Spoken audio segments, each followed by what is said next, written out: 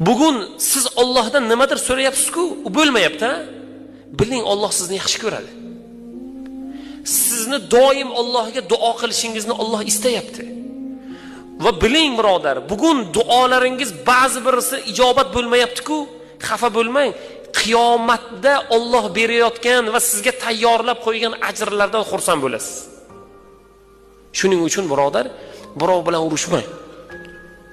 Birov pulga, molga, mansabga, bir narsaga talashsa siz talashmang. Siz berib yuboring. Siz berib yuborganingiz evaziga Alloh sizga qanchadan qancha ko'p narsa berishligini qiyomatda ko'ramiz birodar. Shuning uchun kuyinmang. Siz uchun xafa bo'lmang. Ba'zi bir narsadan bugun qiyinchiligingiz yoki pulingizda, yoki badaningizda, yoki qalbingizda, yoki bir ishingizda bir muammo va u muammo bugun hal bo'lmayotgan bo'lsa, siz xafa bo'lmang. Xursand bo'ling.